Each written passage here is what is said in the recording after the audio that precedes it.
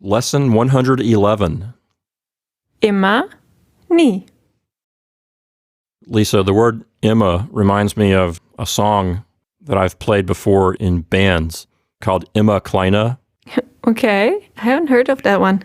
It's a piece for band or orchestra, and there's a soloist out front playing the clarinet. And then the band is accompanying the soloist. And so the clarinet soloist starts out with his full clarinet. A clarinet has different segments. It's not just one piece. It's about 4 or 5 different segments.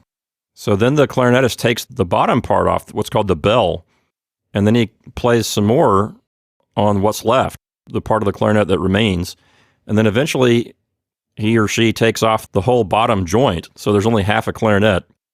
And then eventually takes off the top joint, so there's just the mouthpiece and the neck segment called the barrel. And then finally takes that little neck part off called the barrel, and all that's left is the mouthpiece. So it's called Immer Kleine. Can you tell our listeners what that means in German? Yes. Well, immer kleiner, translated to English, means very little, always smaller. So it would really be translated to smaller and smaller. Right, because as the soloist goes through the song, the clarinet's getting smaller and smaller. Yes. So Lisa, one last thing before we go here. These words are adverbs, and so as we have seen already, we can put them before the direct object, and then we can also put them after an indirect object. Is that correct? Correct. And if a sentence has both, if a sentence has a direct object and an indirect object, they can go between. Yes. So for example, Lisa, at the end of number 2, we have a little clause or sentence. Sie geben mir nie Geld, right? Right.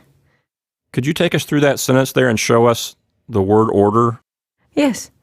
So we have sie, the subject of the sentence, verb in second position, very important.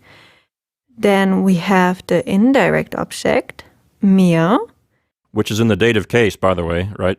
Right. And now we put the adverb here, which is nie, and then the direct object in the accusative case, Geld. So the adverb is right in the middle of the 2 objects. Great. So we have the indirect object, the adverb, and then the direct object. And that's a pattern we've seen over and over.